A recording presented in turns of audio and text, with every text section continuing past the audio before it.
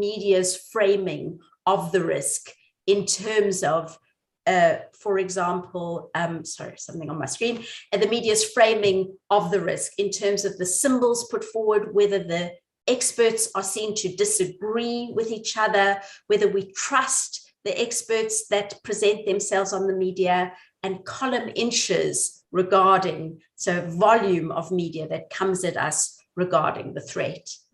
So having talked about the media and how social psychological aspects of this media and social psychological theories can contribute to our understanding of COVID-19, I want to move now onto values. Oh, my screen has frozen. I got halfway through and it decided to freeze. I wonder why that is. Right. So that's fine. So I want to talk now about value-based responses to COVID-19, so including to vaccinations and masks. So quite obviously, those who believe false ideas and conspiracy theories about COVID-19 and vaccines are less likely to engage in mask wearing, social distancing, hand washing, and vaccinations. And we do have a lot of social psychology to offer the thinking about these. So we know that people trust the messages of those with the same value positions and identities as their own, and that attempts to change behavior are more likely to motivate us to comply when they are seen to come from one of us. But this has been slightly problematic in terms of there being particular bubbles, filter bubbles, various sections of the society. We sometimes talk about echo chambers, where certain messages like anti-vaxxer messages circulate, and then we are highly influenced against this backdrop of us always being influenced by those we trust, those who are one of us. So let's talk about the filter bubble and the new media. So with the growth of the new media, we are increasingly being exposed to messages rooted in the same values as our own. So the new media in particular has made it easy to live in filter bubbles, shielded from opposing viewpoints. Highly personalized news feeds dish up a steady stream of content that reinforces users' pre-existing beliefs. Now, people have long tuned into media that reflects their viewpoint. So even in relation to the traditional media. So in the US, for example, conservatives have long been closely aligned to Fox News. And I'll give you this little table showing you that. So if you're a conservative or Republican leading, 76% of those people would go to Fox News for their news, whereas only 1% of more liberal and more democratic leaning people would go to Fox News, whereas for other news stations, we'd find an opposite pattern. And so the point is that filter bubbles are not a brand new phenomenon. We've often chosen media that reflects our viewpoint, and our viewpoint is then reinforced by watching or reading this media. So filter bubbles have been around for as long as people have communicated, but what is new is the instant, low budget, far-reaching communication capabilities that we have, and that spread so widely around us. So communications are increasingly manipulated to influence and destabilize certain groups within these very tight, instant filter bubbles. So disinformation then becomes a major problem, as does misinformation. And just give you a couple of pictures here where we see all the ideas about COVID-19 being a hoax, all sorts of ideas about weed killing coronavirus and some link to coronavirus and the 5G mobile phone network. So disinformation has become a real problem of our age. And one solution that is very automatically posed is fact checking. So some sort of focus on this information. So you might have one strategy where what can we do about this? We can fact check. But I want to propose something quite different because a wealth of psychology shows us that facts or knowledge have little impact on behavior. And I think this is quite surprising in this multidisciplinary audience that I'm talking to. It might feel quite surprising if you don't come from the social sciences to know that facts and knowledge have little impact on behavior. And values play a much more determining role. So growing evidence puts values and not facts center stage. Values are major determinants of behavior because we trust the truth of those with similar value systems to us. So I want to talk about, in my last part of the talk, two sets of values that I think are important to bring to the table when we think about COVID-19.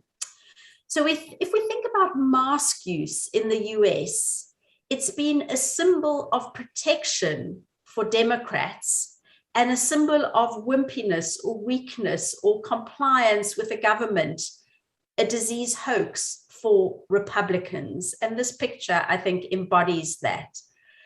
So this idea that values are linked to risk perceptions has been very clearly and carefully explored by Kahan et al. And this is actually explored under something called the white male effect. I won't go into that, but it's the idea that more hierarchical individualist people see certain threats as dangerous, and they're the opposite threats to what more egalitarian, communitarian people see as high threats. So for example, there, if we to read this particular grid, more hierarchical individualist people will see climate change and nuclear power as low risk, and they'll see immigration and gun control as high risk. Whereas at the opposite end, more egalitarian, communitarian people will see climate change and nuclear power as high risk, great threats, and they won't see immigration as such a threat. So the point here is that depending on your value positions, and here I'm pointing to the values of whether you're more hierarchical, more or egalitarian, and more individualist versus sometimes it's called communitarian, and sometimes called more collectivist. So depending where you sit on these two dimensions, you're going to have different risk perceptions. And this is very strong research. It comes out of Yale. So I think probably not enough has been made of how our values drive our behaviors. And I was very keen to show you this particular study, because once we realize the central role played by values in driving behavior, we're not surprised by the fact that education does not play a consistent role in risk-related behavior. So very often you'll hear people, actually both within the social sciences and beyond, thinking, oh, if you only educate people, or if people were all more highly educated, if society was more tuned into science, if more people were trained in the sciences, people would respond more rationally, more in line with expert visions to crises like COVID-19. But indeed, this paper in Nature Climate Change, a highly prestigious peer-reviewed publication, found the following. For people on the political left, the more educated they are, the more likely they are to believe that climate change is occurring and is caused by humans. In contrast, for the political right, education has modest effects on climate change beliefs. And some findings even suggest that the educated are less likely to think that climate change is occurring, is caused by humans, or that we should do something about it. So in some ways, that was quite a stunning thing for me to see that published, something we've been gathering up in the social sciences for a while. But this review of how right-wing ideology, rather than behavior, really shapes how we think about climate change. I think this is really quite a profound finding and something we've got to put center stage in our thinking. So it's not about education, because our values determine how we think about climate change. And lastly, I wanted to talk about a second set of values driving behavior. So some nations have effectively beaten the pandemic. Others have soundly beaten the pandemic. And what explains such stark differences? Wealth, hospital capacity, age, climate? No.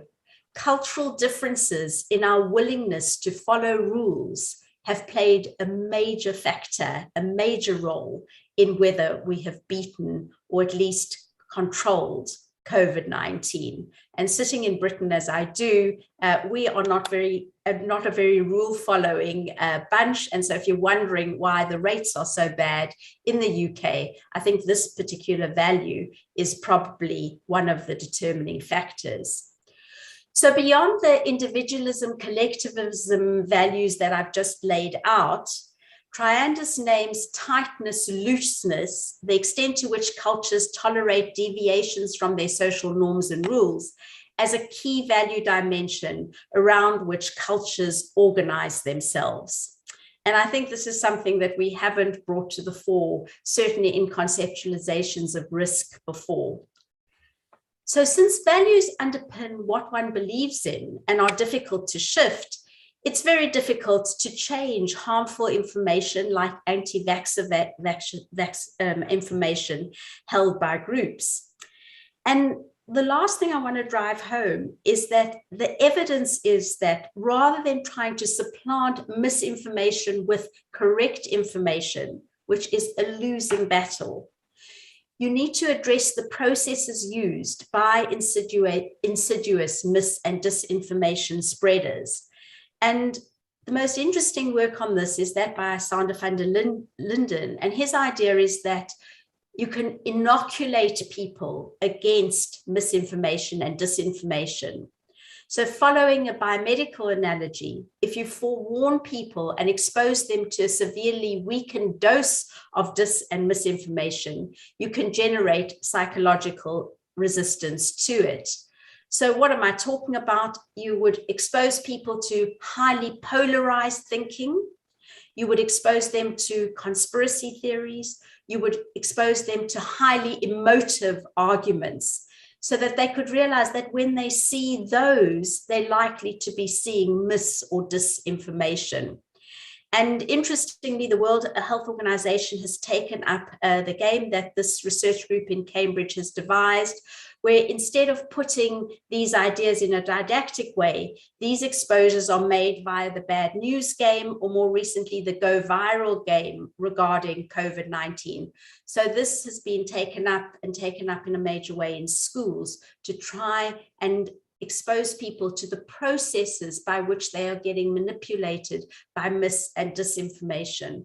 So that really salient point there is that giving people better information or educating them in a traditional didactic way is not going to change people, but exposing them to polarized arguments, conspiracy theories, and highly emotive arguments in some weakened form in a game that is structured in order to make people aware of conspiracy theories, of misinformation, you can actually make significant changes. So, some concluding comments. I hope to have shown some of the key variables that drive behavior in a pandemic. And in contrast to the idea that the public just need better information or better education to behave in accordance with what experts pronounce to be good for them, I hope to have shown that social psychological theory offers alternatives that can work. And I've hoped to have recognized the values that drive our behaviors, be they individualist, collectivist values, or tightness, looseness values. And also, I've talked about finding ways to inoculate people against the disinformation that exists in people's media and social environments that may be associated with such value positions. So we need to understand how the media amplify risk, not necessarily by way of the information they convey, but by way of the sources they bring, such as whether they're trusted or not, the symbols they purvey, the scenarios they purvey, the controversies they present, and finally, the volume of information that they present regarding a given threat. Thank you very much. And I hope to have and field some really interesting questions from you. So thank you so much for that. And we do have quite a few questions, so I might pose, and we can jump right into that with the few minutes that we have left. So one of the questions is focused on, so how do you see the relation specifically between fatalistic beliefs that some people have on the risk perceptions in the pandemic? So for example, some people believe that being sick and dying is predetermined by God, not because of COVID-19 for any reason. So do you think that media has a role to play in reinforcing that belief or shaping it? And that's a really interesting question, whether the media can impact levels of fatalism. I think on a very hopeful note, we find when we've done studies in societies that have high fatalism, that high fatalism often coexists with a strong sense of efficacy, so a strong sense of acting alongside risk. So one of the major risks that I study is earthquakes and tsunamis. And we found, for example, in Turkey, we found very high levels of fatalism in the various studies we've done there, but also very high levels of knowledge and action in relation to earthquakes and tsunami. So I think fatalism doesn't necessarily mean that you do nothing in relation to COVID-19. You often find that it can coexist with very strong levels of vaccination, very strong levels of mask wearing, as I even see on this, you see a lot of mask wearing in front of me suddenly, as I said that, because I've left my screen and I can see all of you. So I think but that's a very interesting point about the media reshaping fatalism. And something I'd like to think about a little bit, and maybe some of you have got some comments. So my first point is that fatalism coexists with other belief systems. So it's not as if you're trying to necessarily dent people's fatalism, but you can work on their more self-efficacy, empowerment side of how they act in their lives.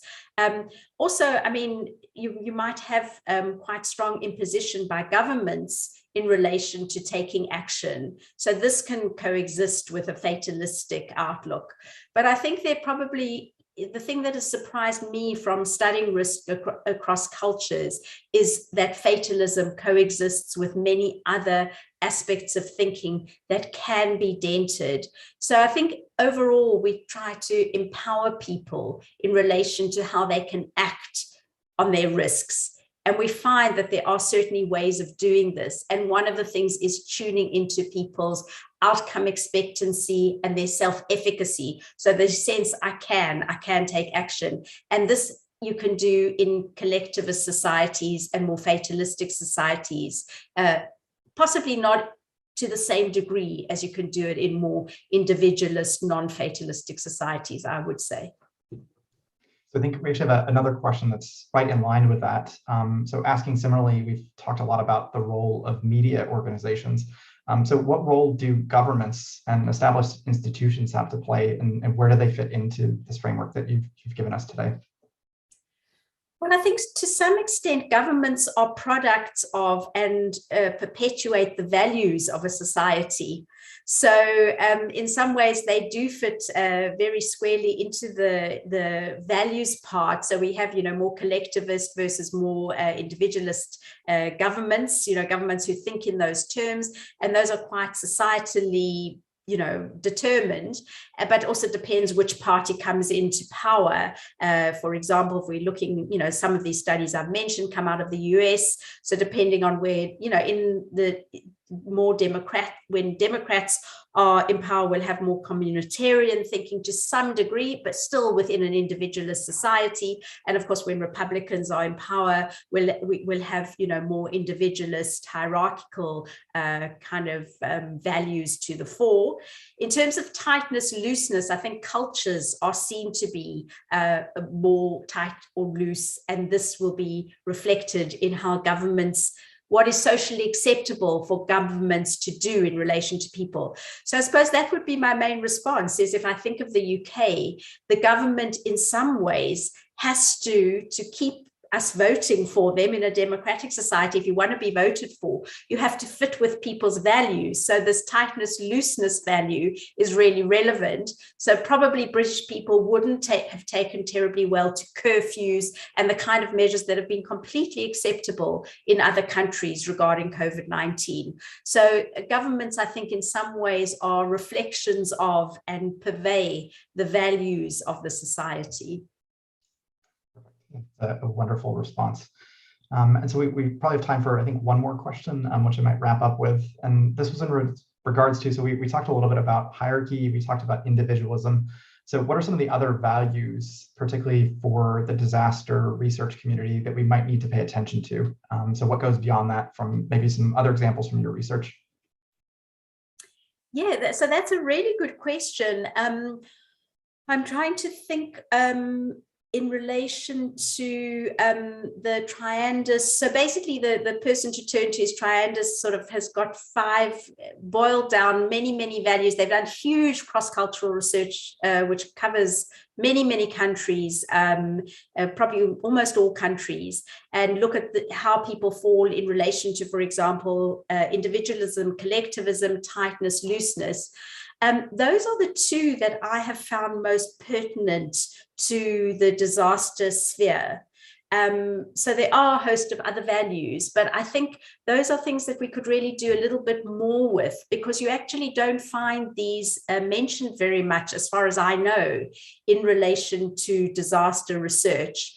And even when we, study more collectivist societies versus more individualist societies, we tend not to study individualism or collectivism per se in terms of the disaster. We will often focus on what's been reflected in this, one of the questions, fatalism versus being more active in relation to your risks. And so that, that is indeed a value. But I wonder if we should go back to some of Triandus's major value systems and think a bit more about those. So the only 2 that, to my knowledge, have been studied in relation to disaster are the 2 that I've mentioned. Fantastic. So unfortunately, I think there's so many different directions and so many more questions I think we could ask, but unfortunately we're out of time. So sticking to the schedule, I just wanted to thank you on behalf of the entire organizing committee for your time. I think a wonderful presentation, and it's given us so much to think about today. So virtually, we'd like to present you with just a certificate of recognition for your time and joining us. So again, thank you, and on behalf of everyone for your time today. Thank you. It's been a pleasure. So with that, so I think we'll move on to I believe the next session. So I'll transition and hand off from there.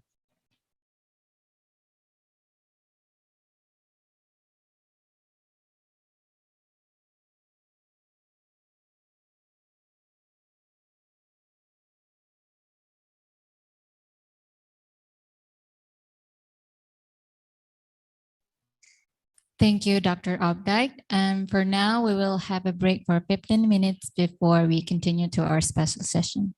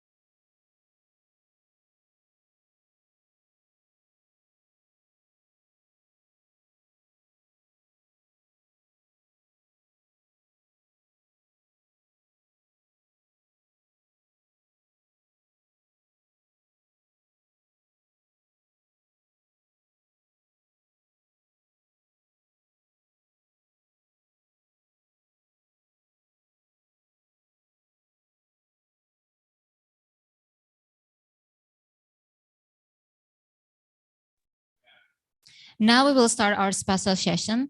The special session will be divided into 4 breakout rooms. The first one, room number 1, special session with the topic of health adaptation policies and strategies towards climate-related disasters and COVID-19 pandemic in China, Vietnam, and Indonesia. We have our speakers here, Dr. Yoma Akano from Center for Health Development, World Health Organization from Kobe, Japan, Connie Chai Rugam, PhD from Griffith University, Australia, Dr. Rina Suryani Oktari from Faculty of Medicine, Universitas Syah Kuala, Dr. Tao Liu from Guangdong Institute of Public Health and Tsinghua University Institute of Hospital Management, Huang Xuan Nguyen, PhD from Faculty of Public Health, Da Nang University, Vietnam. And room number 2, special session, UCL project. We have with the team school-based disaster resilience from social and engineering perspective. We have our speakers here, Dr. Emily Mary Pacheco from University College London, Miss Eleanor Parrott from University College London, Dr. A. Margarita Garfias Royo from University College London, Dr. A. Tayo Opabalo from University College London. And room number 3, Canada project, special with the team, Families Health Care Empowerment Program and Innovation for Chronic Disease Management during COVID-19 pandemic in low and middle income countries. We have our speaker, Dr. Isan, Master of Science. And the last one, room number 4, we have with the team, SG Evanami Games, Disaster Education Video Games. We have our speakers here, Dr. Yunita Idris from TDMRC, Aslan Saputra from PT Gumugu Teknologi Kreatif. We have Juliana Fisaini from TDMRC. I, as the presenter, would like to apologize for any inconvenience during the event. Thank you very much for your kind attention. And we will see you again tomorrow. Please enjoy our special session. Assalamualaikum warahmatullahi wabarakatuh.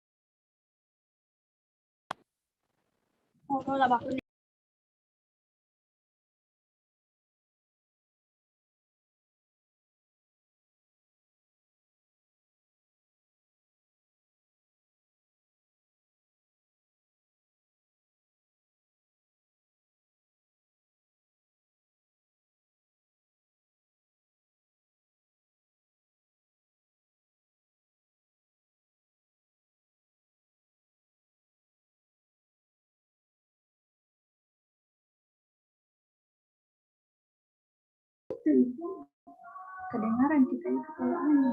Dengar suaranya ibu. Sudah lebih. So kedengaran mana kalau ini berenang terus tuh. Kan entar jangan lihat yang sekolah kau ya. Yang kasih aktif itu ibu. Iya, kedengaran suaranya kita.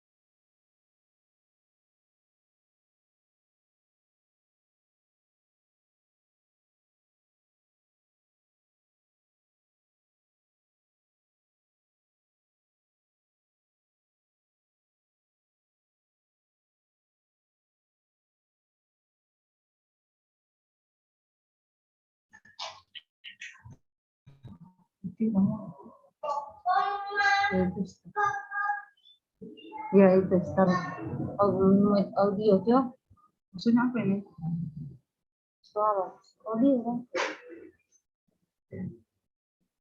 video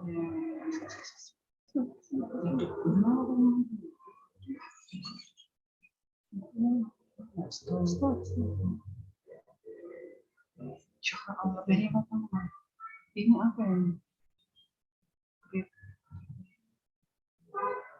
bingung sudah semua terus itu ini ada kameranya juga ini tapi tidak ini